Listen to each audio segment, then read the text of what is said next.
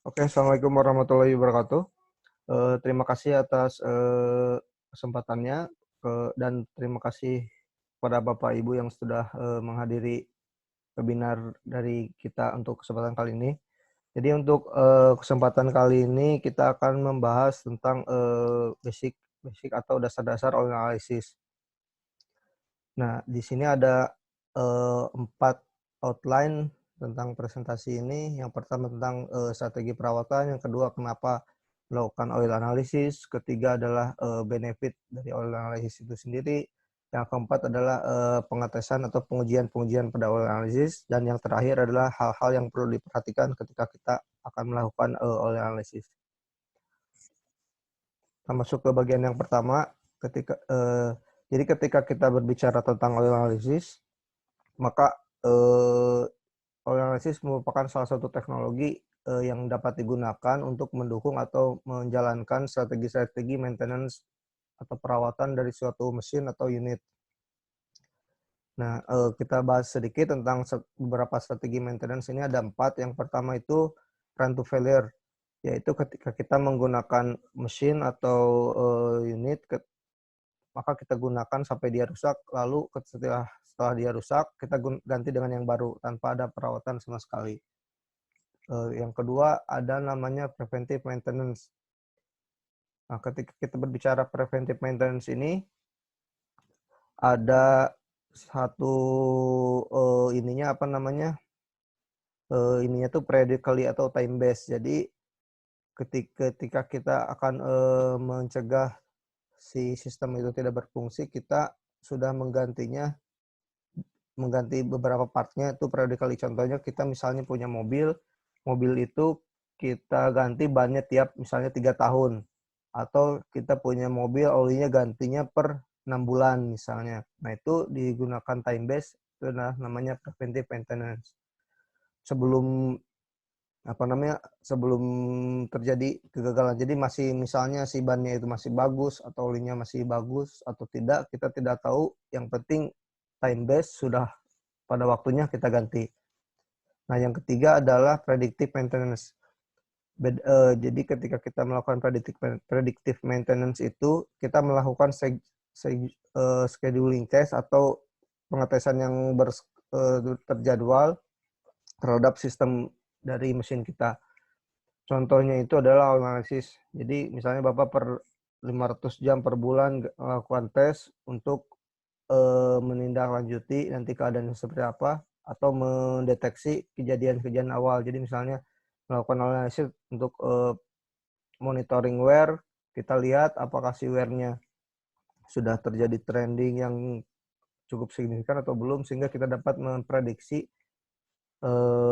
terjadinya kegagalan atau awal-awal simptom atau gejala-gejalanya. Nah, yang keempat itu adalah proaktif. Proaktif ini bedanya dengan prediktif adalah melakukan pengetesan untuk mencari root cause atau sumber masalah untuk mencegah si sistem tidak berfungsi berulang. Nah, dari keempat ini, ketika kita menggabungkan prediktif dan proaktif, maka kita bisa menggunakan namanya condition based maintenance. Condition based maintenance ini intinya melakukan kegiatan maintenance berdasarkan kondisi dari si mesin itu sendiri. Nah, dengan menggabungkan proaktif dan prediktif ini, yang pertama ketika terjadi kegagalan, maka dengan prediktif ini kita dapat mengetahui gejala-gejala awal dari terjadinya kegagalan atau kesalahan. Nah, setelah diketahui ada indikasi kegagalan dan kesalahan, maka kita dapat mendeteksinya lalu memperbaiki. Nah, ketika kita memperbaiki dari si kegagalan itu, kita dicari root cause-nya dengan proactive maintenance. Sehingga ketika di kemudian hari terjadi kegagalan yang sama, dapat kita cegah. Nah, salah satu contoh teknologi untuk predictive maintenance ini adalah variability analysis yang sudah saya sebutkan tadi. Yang kedua bisa dengan vibrasi, termografi, dan sebagainya. Lalu untuk proaktif ini contohnya contamination monitoring.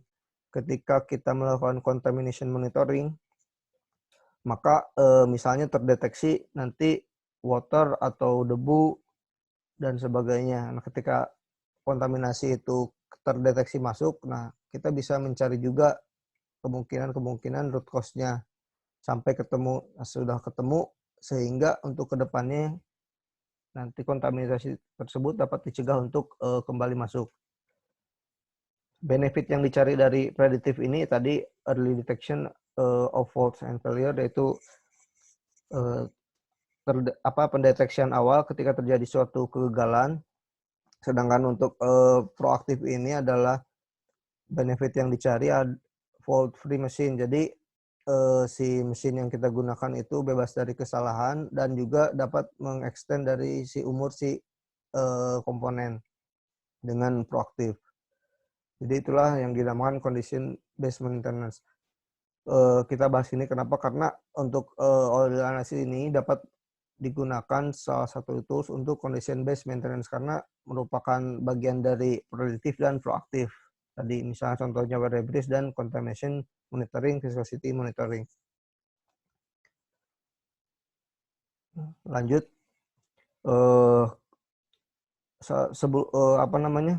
selain dari tadi berfungsi sebagai satu alat atau teknologi dari condition based monitoring, si oil analysis juga kita lakukan, yaitu tujuan utamanya yang pastinya untuk mengetahui kondisi dari oli itu. Nah, selain itu juga kita ingin mengetahui ketika melakukan analisis itu gambaran umum dari si mesin. Jadi kita bagi analisis itu kategorinya 3. Yang pertama itu fluid properties, yaitu untuk mengetahui kondisi dari si olinya. Yang kedua, untuk mengetahui gambaran umum dari si mesin, kita melakukan 2 kategori, yaitu wear debris dan contamination. Kita akan bahas satu persatu. Yang pertama tentang fluid properties. Di sini yang jadi fokus adalah kondisi sekarang dari si oli yang kita sampel secara fisika dan kimianya, dan kita ingin mengetahui sisa umur dari si oli itu, remaining useful life-nya, atau singkatannya RWL. Nah, si oil analysis bagian fluid properties ini secara gambarannya itu adalah menjawab beberapa pertanyaan berikut. Yang pertama, apakah si oli ini sesuai dengan spesifikasi yang diidentifikasikan oleh bapak-bapak di awal? Misalnya bapak melakukan sampel, nulis olinya itu isopG 46. Nah, ketika dites, akan menjawab apakah sesuai nggak dengan yang bapak identifikasi. Nah, kemudian kita bisa menjawab juga pertanyaan apakah si oli ini benar untuk digunakan atau tepat untuk digunakan. Misalnya dengan digunakan itu yang harusnya misalnya dalam 500 jam masih oke, apakah masih oke, atau dengan pemakaian oli tersebut tidak ada terjadi kenaikan wear yang signifikan dengan umur yang sesuai. Kemudian apakah aditif yang ada itu masih aktif, contohnya misalnya di engine itu TBN-nya masih ada atau tidak. Kemudian apakah si aditifnya itu sudah menurun, contohnya tadi misalnya di engine TBN-nya sudah menurun atau tidak, atau misalnya dari si foaming, misalnya foaming dari hydraulic oil atau turbine oil tinggi, berarti kalau misalnya tinggi salah satu penyebabnya itu adalah aditif antifoamnya sudah menipis juga. Lalu kemudian apakah si viskositasnya sudah berubah dari yang diharapkan atau ditentukan di awal? Jika iya, kenapa? Nah, si oil analysis bisa menjawab pertanyaan itu. Lalu yang terakhir adalah sisa umur. Nah, sisa umur si oli ini bisa beberapa macam parameter. Kalau di non-engine atau misalnya di turbin hydraulic kompresor, kita bisa melihat dari TAN-nya, dari antioksidannya, dari misalnya oksidasi, dan sebagainya, dari viskositas juga. Nah, setelah mengetahui kondisi dari si jenis atau dari si olinya, maka kita akan bergeser ke kondisi dari si mesin. yaitu memonitor contamination. Nah, yang kontaminasi yang dideteksi di oil analysis ini adalah kontaminan yang sifatnya merusak utamanya, dan kita dapat mengerucutkan atau bisa memprediksi dari mana sumber kontaminan tersebut, apakah dari internal atau dari eksternal. Dan secara garis besar itu dapat menjawab pertanyaan seperti di bawah ini, Pak. Contohnya itu, apakah si oli ini bersih? Dengan misalnya dengan particle count kita bisa mengetahui berapa ISO code-nya. Terus apakah jenis dari kontaminan yang ada di dalamnya? Lalu setelah tahu jenisnya apa, misalnya debu, water, fuel, dan sebagainya, lalu dari mana? Dari luar kah? Dari coolant kah? Dari misalnya dari dalam kah? Lalu apakah ada tanda-tanda tipe oli yang lain di dalamnya? Nah, ini sering terjadi misalnya ketika Bapak top up, terus top up-nya itu tidak sesuai viscosity grade-nya atau tipenya dengan yang ada di dalam si unit. Ini sering terjadi ketika misalnya di suatu site itu mungkin si kontainer untuk olinya labelingnya kurang bagus, sehingga tim mekanik atau tim yang bertugas untuk melakukan topping up salah, jenis yang dimasukkan itu salah. Lalu apakah ada tanda-tanda terjadi kebocoran di internal? Nah, kebocoran di internal ini macam-macam. Contohnya misalnya di beberapa alat berat itu ada kompartemen atau komponen yang terpisahkan oleh seal. Nah, ketika sealnya rusak, bisa jadi ada oil transfer dari misalnya komponen A ke komponen B, yang dimana biasanya jenis olinya berbeda, maka bisa ketahuan dari kontaminan ini. Setelah kita mengetahui atau memonitor kontaminan, untuk mengetahui kondisi dari mesin itu sendiri, pastinya kita ingin mengetahui wear debris atau ausan yang terjadi. Dengan monitor wear debris ini kita ingin mengetahui atau dapat mengetahui keadaan dan mengidentifikasi partikel yang diproduksi dari hasil degradasi permukaan suatu mesin. Jadi apakah misalnya si mesin ini sudah terdegradasi secara abnormal, apakah si wear debris terproduksi itu bisa dilihat dari misalnya dari 500 jam ke 1000 jam, apakah wear yang dihasilkan itu sama atau meningkat. Nah, nanti bisa dari trendingnya itu bisa kelihatan, atau dari hasilnya itu bisa kelihatan.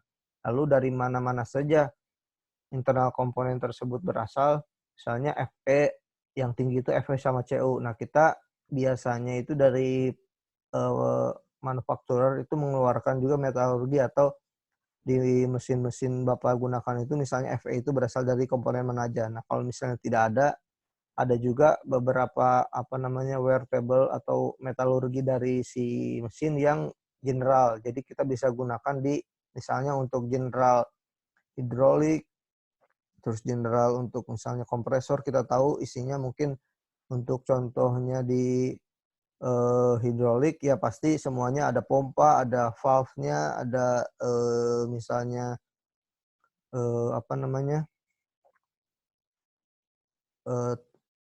bearing, misalnya di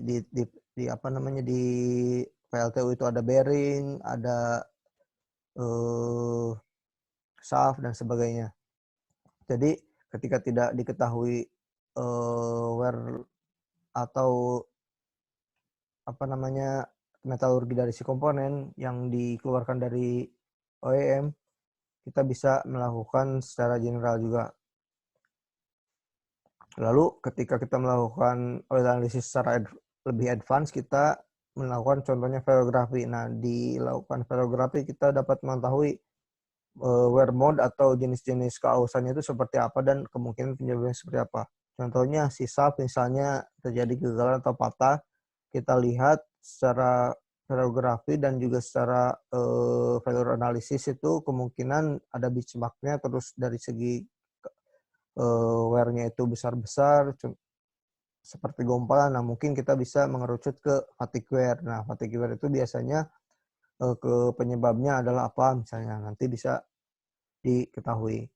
Lalu yang terakhir adalah seberapa parah kondisi dari si mesin itu. Nah, ketika kita melakukan weather-based analysis yang dilakukan secara historical, yaitu tidak melakukan cuma satu pengetesan saja, kita dapat mengetahui gambaran seberapa parah. Misalnya dari awal dari 500 jam ke 2000 jam itu awalnya misalnya cuma 100 ppm, tiba-tiba meningkat jadi 2000 ppm. Nah, itu mungkin jadi kita bisa melakukan penggambaran seberapa parah si kausan yang terjadi.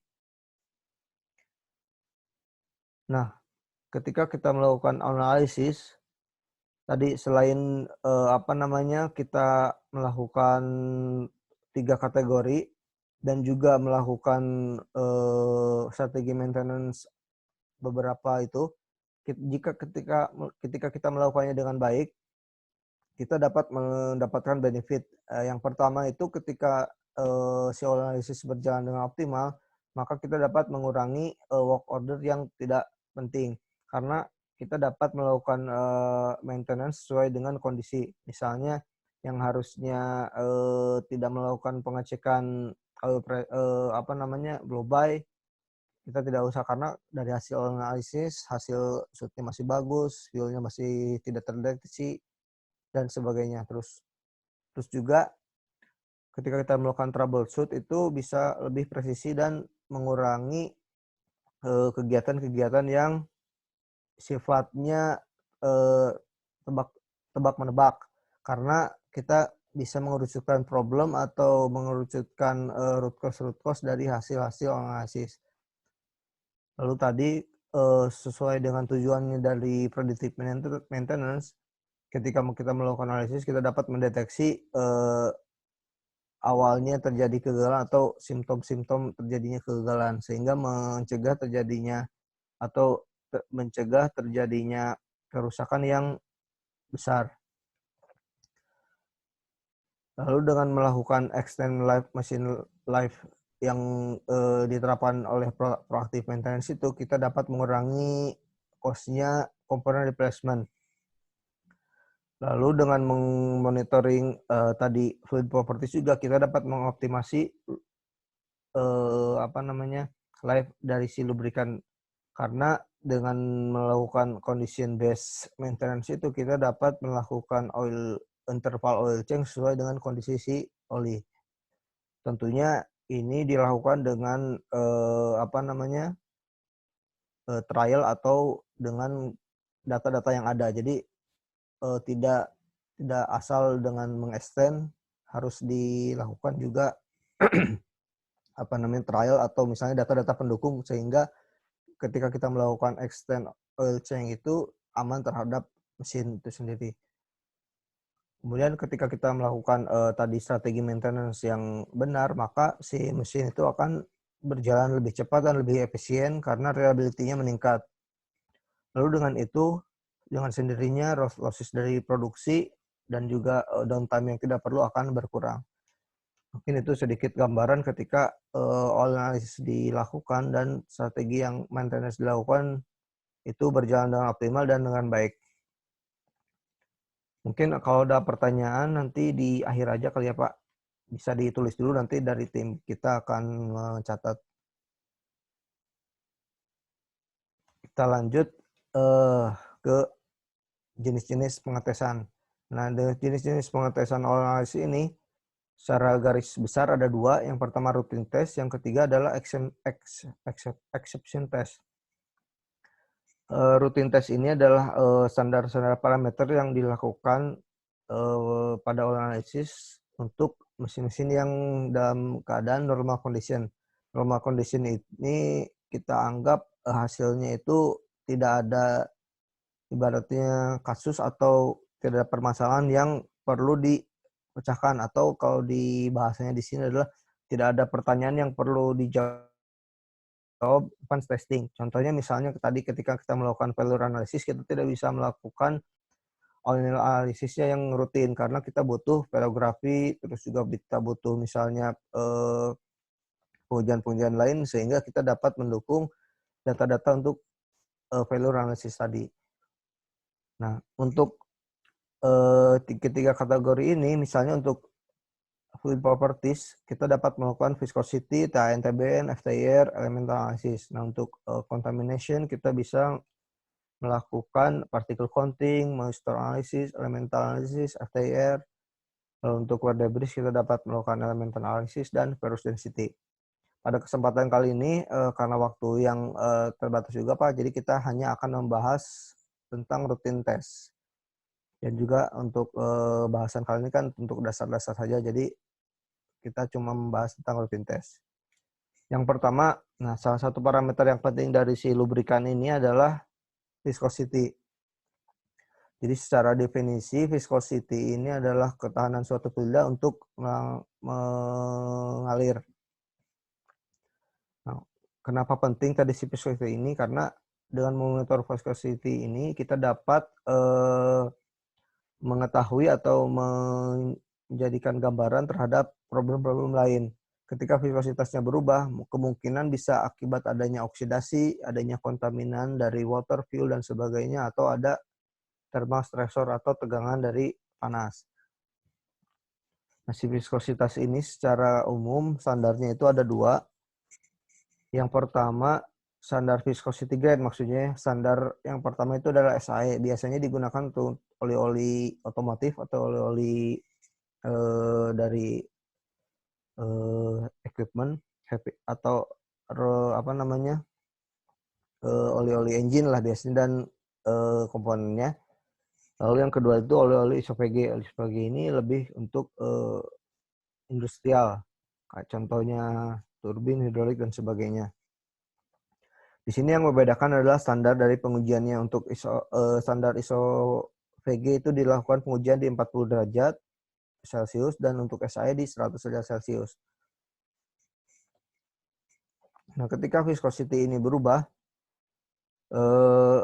penyebabnya adalah yang pertama ada terjadinya degradasi oli atau yang kedua adanya kontaminan. Ketika viscosity ini berkurang atau meningkat, dua-duanya bisa terjadi akibat degradasi dan juga kontaminan. Yang pertama, ketika viskositas itu menurun akibat adanya degradasi pelumas, itu bisa jadi akibat thermal cracking atau akibat panas tadi, sehingga si rantai karbonnya itu terputus, viskositasnya menurun. Lalu ada shearing ketika di oli-oli yang multigrade. Dia itu di multigrade memiliki aditif namanya VI improver. Ketika VI improvernya rusak, maka si viskositasnya juga menurun. Lalu untuk kontaminan ada kontaminasi fuel untuk the engine, water, solvent, terus juga misalnya tadi kesalahan top up, lalu oil transfer dari beberapa komponen.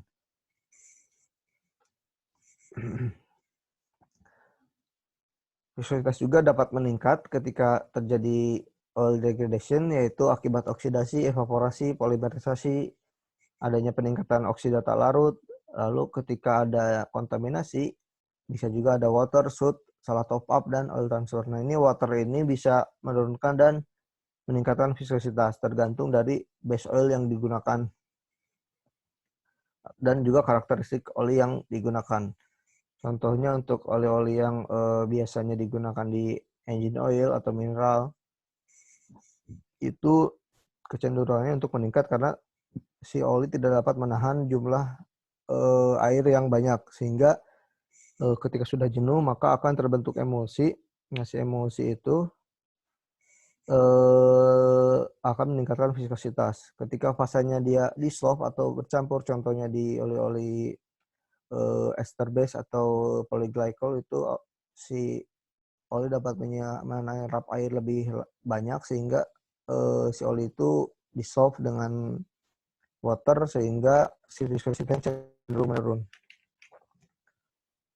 Nah, ketika melakukan monitoring fluid properties bagian viskositas kinematik ini, beberapa alarm limit yang dapat dijadikan sebagai acuan itu ada beberapa, yaitu secara general. General itu berlaku bisa untuk apa saja, diambil dari beberapa referensi, salah satunya itu dari trainingnya Noria. yaitu adalah untuk warning plus minus 10% dan critical itu plus minus 20% dari new oil reference. Jadi referensinya itu adalah new oil reference atau sampel audible-nya. Maka ketika Bapak melakukan oil analysis, idealnya itu ketika Bapak pertama kali mengirimkan sampel, khususnya untuk yang rutin melakukan tes, di awal itu mengirimkan sampel new oil-nya ke kita untuk kita gunakan sebagai new oil reference. Jadi baseline-nya itu berdasarkan oli baru yang Bapak dipakai. Kalau misalnya kita mau menggunakan baseline-nya itu dari reference misalnya TDS atau technical datasheet dari oli tersebut, bisa jadi kurang tepat karena kemungkinan bisa jadi ada perbedaan sedikit atau banyaknya dari TDS itu dengan oli yang Bapak gunakan. Karena yang lebih sesuai itu kan sebenarnya dari COA-nya atau Certificate of Analysis dari si itu. Lalu yang kedua untuk turbin oil, steam dan gas, ada ASTM D4378. Nah, ini untuk khusus mineral turbin oil untuk steam dan gas turbin.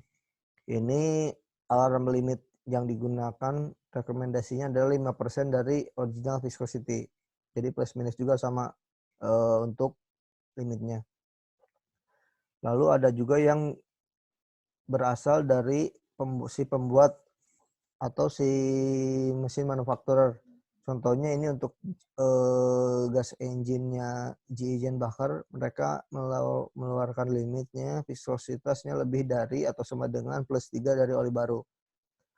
Atau ini dari ada Cummins engine plus minus 1 viscosity grade, yaitu misalnya kita pakai SAE 40 berarti minimal dia turun 1 atau naik 1 SAE viscosity grade. Misalnya SAE 30 dan SAE 50. Ketika udah menyentuh level SAE 30 maka limitnya seperti itu. Atau dia bilang plus minus dari 2,5 centistok dari oli barunya. Jadi ketika sudah turun 2,5 centistok dan naik 2,5 centistok dari oli baru maka itu limitnya. Ini juga ada contoh dari Volvo untuk engine Volvo viskositasnya limitnya stay in grade, yaitu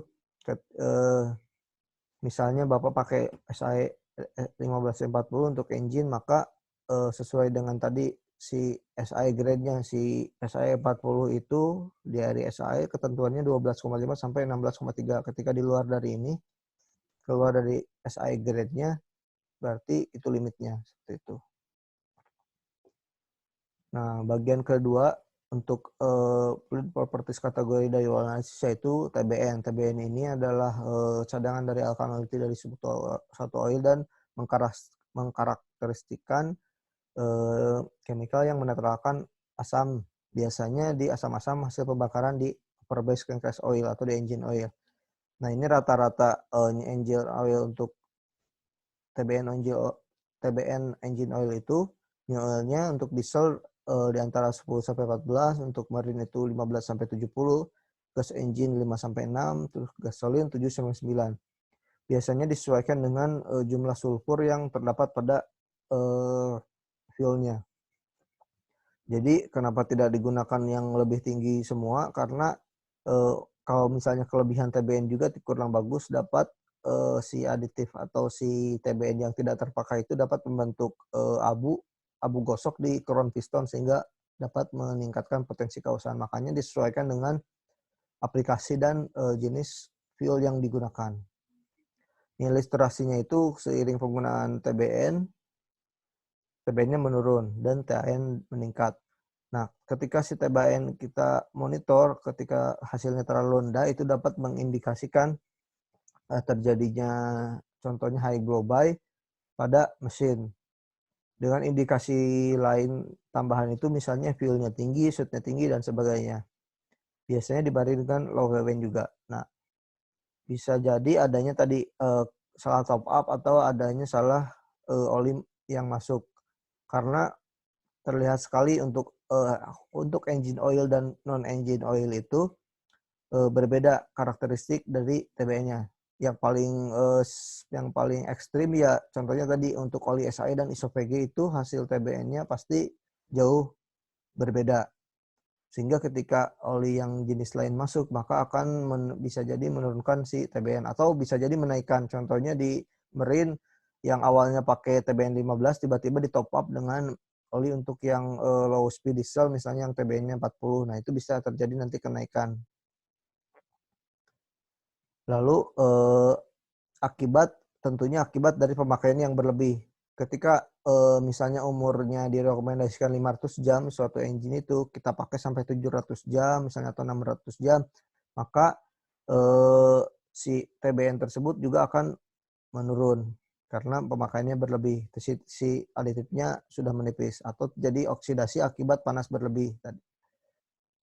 Nah, alarm limit yang kita dapat gunakan untuk general itu 50% dari new oil. Jadi ketika si TBN-nya sudah berkurang 50%, maka kita ganti olinya. Atau kita dapat menjustifikasi bahwa si umur olinya sudah habis. Lalu ada juga dari ASTM D6224, ini adalah standar untuk monitoring dari in-service lubricating oil untuk auxiliary power plant equipment. Nah, kalau dari ASTM D6224 ini referensinya adalah ketika si TBN-nya kurang dari 20% new oil, lebih longgar. Tadi ada juga dari mesin manufacturer mengeluarkan biasanya tiap-tiap OEM, yaitu dari contohnya ini dari Scania untuk diesel engine-nya adalah TBN-nya minimal 3,5.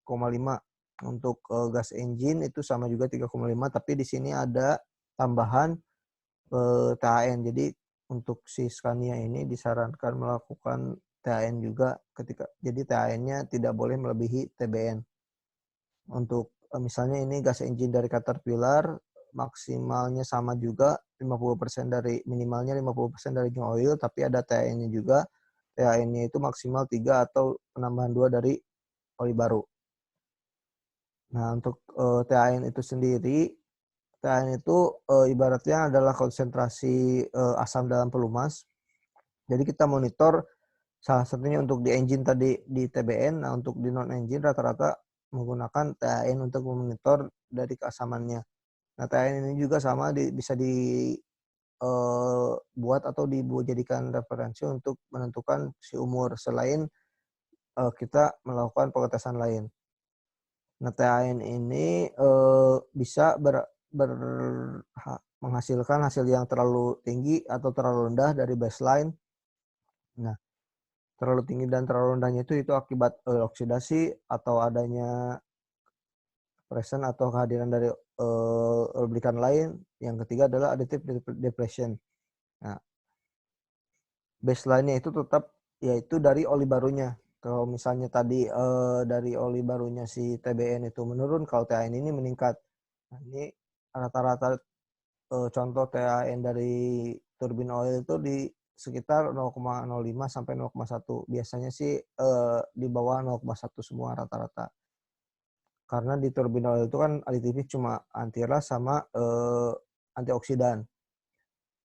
Kemudian untuk hydraulic oil itu sedikit lebih tinggi, antara 0,2 sampai 0,5. Nah, untuk engine dan gear oil ini range-nya tinggi, bisa sampai 1 sampai 3. Karena di engine oil dan gear oil ini ada beberapa aditif yang memiliki sifat THN sehingga THN-nya tinggi. Makanya di sini ada ilustrasi di kanan itu untuk THN ketika dilakukan di pengetesan di awal ada kecenderungan menurun sedikit karena aditifnya terpakai. Tapi seiring berjalan dan waktu akan meningkat karena terjadinya oksidasi dan aging dari si oli. Nah, untuk alarm limitnya itu adalah yang pertama untuk general non-turbine oil, salah satunya referensinya juga ini dari Noria itu +1 dari new oil-nya. Jadi baseline-nya itu tetap yang paling baik adalah dari properties new oil. Yang kedua tadi ASTM D4378 dan juga ASTM D6224. Untuk 4378 untuk turbin itu untuk warning limitnya adalah 0,1 penambahan 0,1 sampai 0,2 dari oli baru itu warning limit. Nah, ketika penambahannya sudah 0,3 sampai 0,4 itu critical limit. Jadi disarankan ketika sudah bertambah 0,3 sampai 0,4 dari oli baru diganti olinya.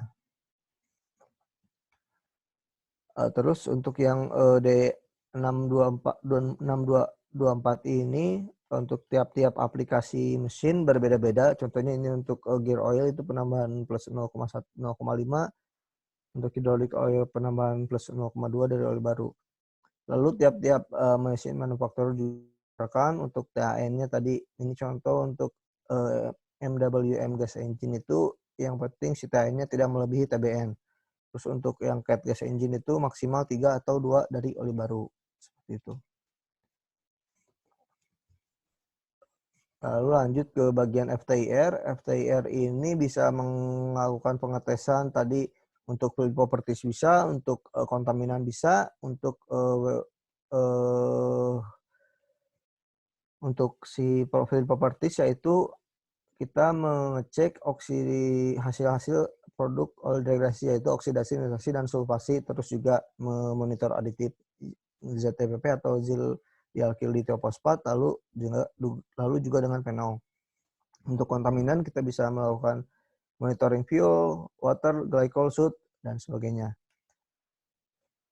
Nah, FTI ini kurang lebih prinsip kerjanya dia si sampel dikasih infrared sehingga dapat membentuk spektrum seperti di kanan. Spektrumnya akan dibandingkan terhadap spektrum oli baru. Nah, perubahan atau si deltanya itu adalah nanti hasil dari nilai tiap-tiap parameter. Jadi tiap-tiap parameter di panjang gelombang tertentu itu adalah parameter misalnya untuk water di panjang gelombang 3.400, untuk misalnya soot di 2.000. Nah, jadi ini penting juga ketika Bapak melakukan sampel, penamaannya itu harus sesuai karena bisa jadi ketika namanya salah atau jenisnya salah, hasil FTIR-nya nggak tepat karena di lab kita nanti acuannya juga jadi salah. Jadi spektrumnya harus benar atau yang benar-benar sesuai.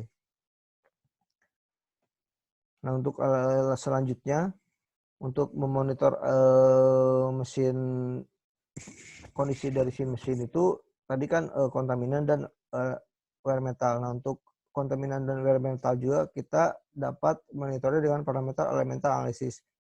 Si elemental analysis ini mendeteksi konsentrasi dari wear metal, kontaminan, dan juga metal aditif di oli. Paling umum itu adalah ICP dengan keterbatasan ukuran partikel yang didetek ICP itu adalah kurang dari 5 mikron. Untuk yang lebih besar dari itu kita pakai ferrous density. Cuma untuk ferrous density ini hanya terbatas pada metal-metal yang sifatnya ferrous atau yang magnetik. Untuk yang di luar dari ferrous itu bisa kita tangkap dengan misalnya di cutting filter atau monitoring oil filter.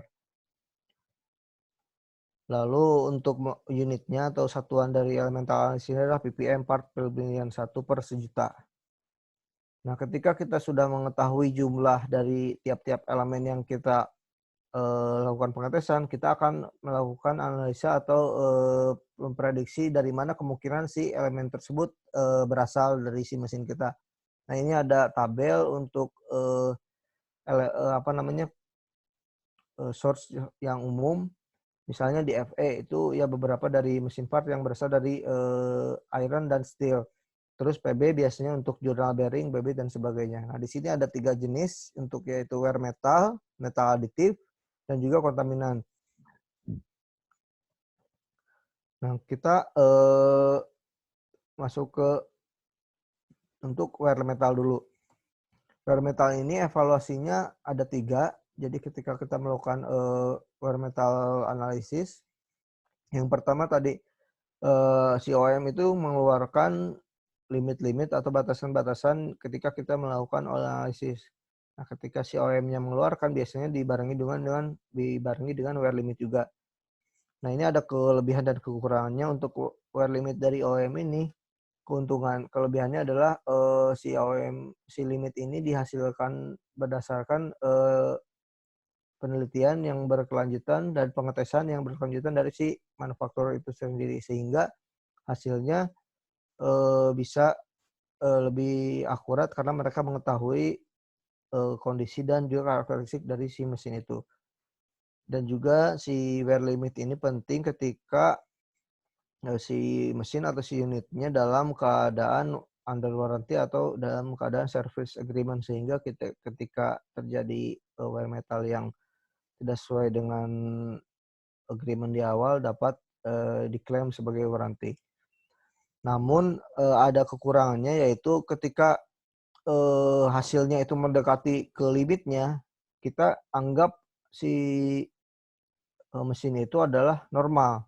Contohnya ini ada misalnya satu mesin limit FE-nya itu 100, hasil oil analysis 99. Maka karena nilainya masih di bawah 100 dianggap normal. Padahal dari segi trending dari ketiga rata-rata sebelumnya adalah kenaikannya cukup signifikan. Maka kita misalnya di sini tidak melakukan follow up apa-apa.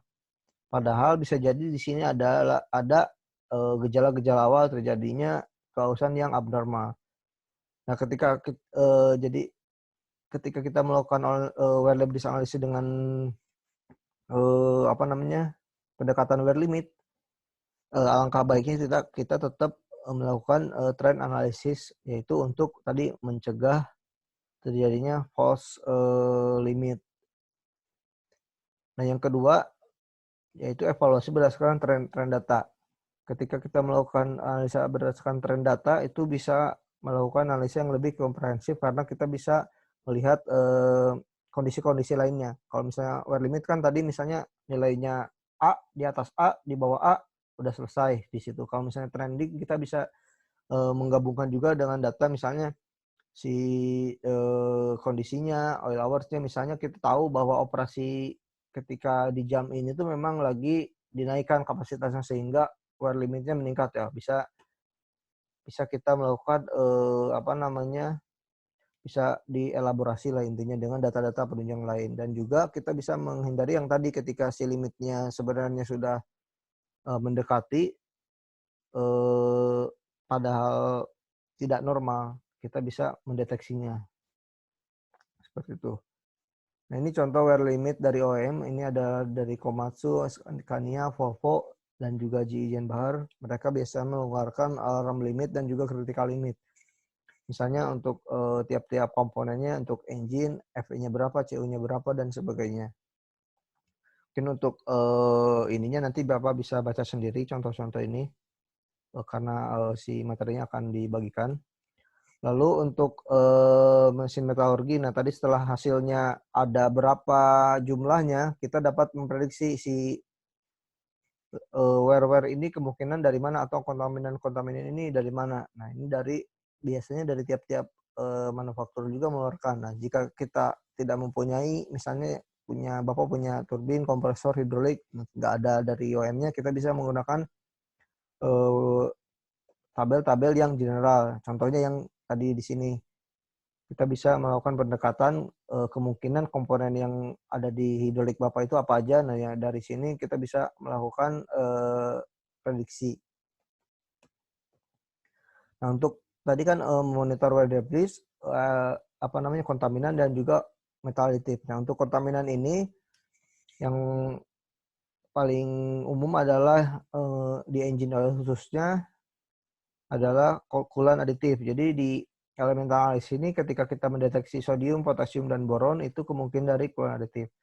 Nah, yang agak tricky itu ketika kita mendapatkan silikon, karena ketika kita mengecek kandungan silikon bisa jadi sumbernya itu macam-macam. Yang pertama yang paling umum kan debu. Nah, sebenarnya tidak semua SI itu berasal dari debu. Ketika dia berasal dari debu, nah ini ada perbandingan umum yang terjadi. Jadi ketika SI meningkat, AL-nya juga harus meningkat ketika itu kita anggap sebagai debu. Karena debu itu kan berasalnya dari batuan yang ada terjadi di alam kita. Nah, batuan alam kita itu sistem apa namanya penyusunnya itu yang paling besar adalah Si2 dan Al2O3 ya, dengan perbandingan Al banding Si-nya 1:3:4. Nah,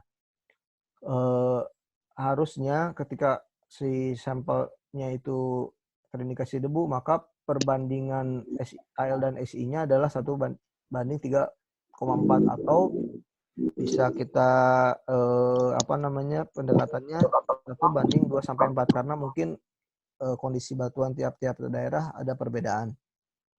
Nah, ketika misalnya AL-nya perbandingannya 1:1 misalnya atau lebih dari 1:2 tadi, bisa jadi AL-nya sebagian dari komponen itu sendiri. Nah, ketika selama Si-nya masih di bawah di sekitar 10 ppm, apalagi misalnya di oli baru, nah kemungkinan itu adalah anti foam. Jadi si oli itu ada aditif namanya anti foam untuk memecahkan foam dalam oli. Nah, itu biasanya berbentuk silikon. Lalu silikon itu juga ada yang berasal dari sealant dari sealing agent. Terus juga silika dari mechanical seal, terus juga dari fibers, misalnya untuk fiberglass tipe filter element. Lalu misalnya dari silika gel dari desikan breather, silicon based grease, terus juga silikon dari misalnya dry film lubricant dan sebagainya. Jadi ketika membedakan Si dari debu atau bukan, ya perbandingannya tadi AL-nya dilihat AL-nya apakah meningkat juga atau tidak. Lalu dari elemental analysis ini kita dapat memonitor metal aditif. Metal aditif ini tidak ada limitnya, jadi karena tiap-tiap produsen dari oli itu pasti mempunyai formula masing-masing dan juga untuk jumlahnya mungkin tidak bisa apa namanya konstan dengan tetap, tapi konstannya itu di range-range tertentu. Contohnya ini misalnya ada brand A ISOPG 46. Nah, untuk ISOPG oli ISOPG ini kecenderungan kalsium apa namanya metal aditif kalsium dan magnesiumnya rendah karena tadi kalau bisa kita lihat dari ini dari tabel ini si CA itu biasanya di deterjen aditif. Deterjen aditif ini berasalnya dari engine oil atau tipe-tipe oli SAE sehingga ketika misalnya tiba-tiba di sampling terakhir ada peningkatan di metal aditif CA dan ZN, kita akan menjustifikasi atau melakukan istilahnya memprediksinya adalah di sini ada salah top up atau misalnya salah dari identifikasi pelumas. Kemungkinan ini adalah oli SAE. Jadi memonitor metal aditif ini cukup penting juga. Lalu yang selanjutnya adalah particle counting. Jadi selain dari tadi memonitor kontaminan dengan elemental analysis, kita juga bisa mengecek particle count. Particle count ini menghitung jumlah partikel berdasarkan quantity dan jumlah dan juga ukurannya. Dan direportkan berdasarkan ISO 4406. Di sini mungkin Bapak-Bapak sudah banyak yang tahu ya, ini pengkodeannya aja. Jadi jumlah partikel yang di atas 4 mikron misalnya 1182 berarti dia itu pengkodeannya di 17. Maka kita sebut cukup dengan 17, tidak usah 1182. Terus juga 72 di atas 6 mikron, 72 itu di antara 40 sampai 80, ISO code-nya 13. Terus juga yang di atas 14 mikron ini ada 16 jumlahnya. 16 itu di kode 11. Jadi kita sebut 17, 13, 11 seperti itu untuk menyederhanakan jumlah partikelnya sesuai dengan ketentuan si ISO 4406 ini. Nah, untuk cleanliness targetnya sebenarnya tidak ada apa namanya lebih ke user masing-masing. Nah, tapi ada juga yang dikeluarkan dari si mesin manufacturer, contohnya dari Caterpillar untuk alat-alat berat mereka itu disarankan hidrolik sistemnya 18, 19 atau lebih bersih. Nah, seiring dengan tingkat kebersihan dari si oli, maka umur komponen juga bisa jadi, bukan bisa jadi, secara penelitian akan meningkat karena jumlah partikel di dalamnya lebih sedikit. Nah, si target ini balik lagi tadi tergantung dari si user karena untuk melakukan cleanliness target yang rendah maka dibutuhkan effort dan juga budget yang lebih tinggi karena misalnya untuk kita melakukan target misalnya mau 19, 17, 14. Sedangkan oli yang kita beli misalnya barunya saja masih 19, 16. Nah, berarti ketika oli tersebut datang, Bapak sebelum memasukkan ke kontainer Bapak harus difilter dulu sampai tercapai 17, 14, misalnya di bawah 17, 14. Terus ketika dari kontainer mau masuk ke unit, difilter juga, karena kalau misalnya dari awal Bapak beli sudah tinggi, ya nanti percuma kita melakukan vertical count dengan cleanliness target rendah, sedangkan di awal dibeli sudah tinggi. Jadi ibaratnya eh, sesuai dengan effort dan juga optimal dengan budget. Biasanya makanya yang dari lab itu adalah cleanliness target general.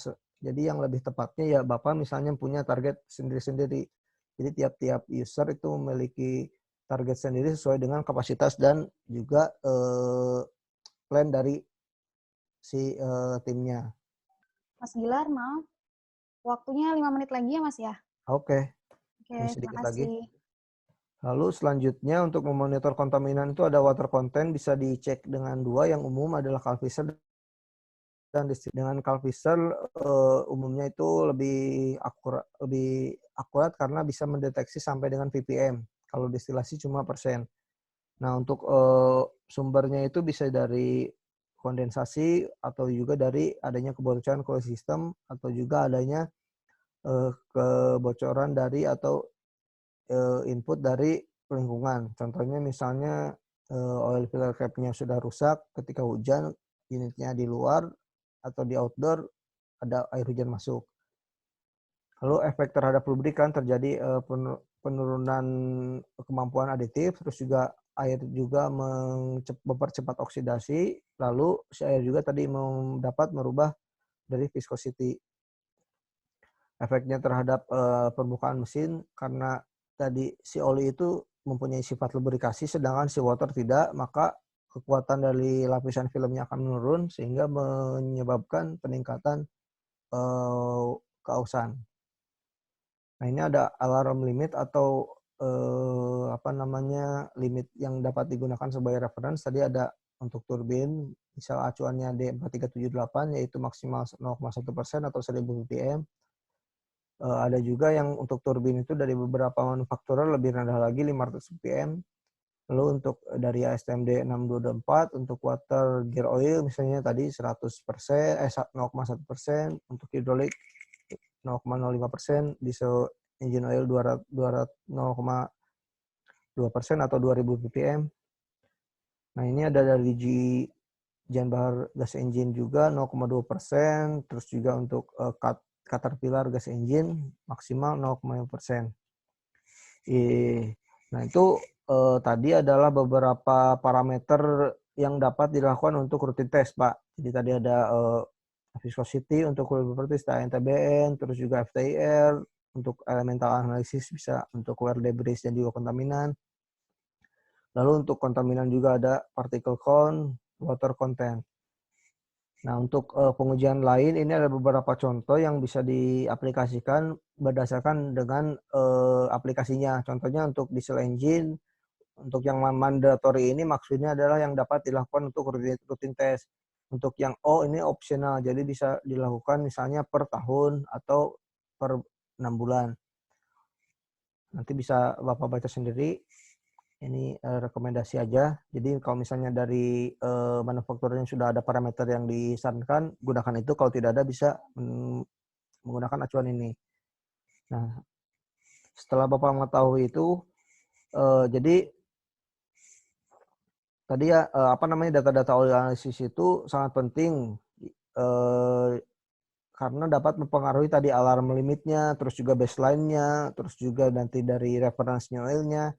Maka hal-hal ini perlu diperhatikan ketika Bapak melakukan analisis. Yang pertama adalah jenis komponennya, misalnya dengan detail, misalnya steam turbine atau pompanya itu pompa apa jenisnya, sentrifugal, pompa gear pump, dan sebagainya. Lalu ada make-nya atau pembuatnya dari mana, atau brand apa, lalu modelnya apa, terus oli tipenya apa. Oli tipe di sini harus detail ya, Pak. Jadi misalnya brandnya brand A, tipenya brand A apa gitu, brand A Super 2 misalnya. Terus viscosity grade-nya misalnya viscosity grade-nya ISOPG 32 seperti itu. Lalu komponen ID yang permanen ininya tujuannya untuk identifikasi kita di lab ketika sampelnya Bapak misalnya mengirimkan yang kedua nanti di bulan depan misalnya kita dapat menggabungkan datanya sehingga nyambung atau historical. Lalu data-data seperti penambahan oli atau oil top up, terus juga jumlah oli top up yang dimasukkan di antara pengambilan sampel itu penting juga karena dapat membantu nanti kita ketika ada perubahan dari wear metal apakah ini karena akibat adanya top up atau memang ada perubahan seperti itu. Lalu ketika kita misalnya tadi melakukan filtrasi di antara sampel, alangkah baiknya dicantumkan juga karena misalnya kita dapat cleanliness yang pertama itu lebih tinggi 19-15, tapi yang kedua itu ternyata 17-14 menurun. Padahal di pertengahan oil sample itu ada Bapak melakukan filterisasi atau kidney loop misalnya, sehingga si kebersihan menurun. Lalu yang untuk berkaitan dengan unit juga adalah oil hours dan oil dari HM unit. Ini penting karena kita ketika kita melakukan oil analysis itu kita menghitung atau melakukan analisa berdasarkan dari jumlah pemakaian oli. Jadi misalnya 100 ppm FE di 500 jam dengan 100 ppm FE di 5.000 jam itu berbeda penafsiran. Oke, Mas Gilar. Oke. Mungkin waktunya sudah habis ya, Mas ya? Oke, ini juga habis slide terakhir kok, Mbak. Jadi yang terakhir itu adalah misalnya pokoknya additional info yang lain yang dapat menambah info dari analisis itu dapat Bapak tambahkan ketika mengirim sampel. Oke, terima kasih.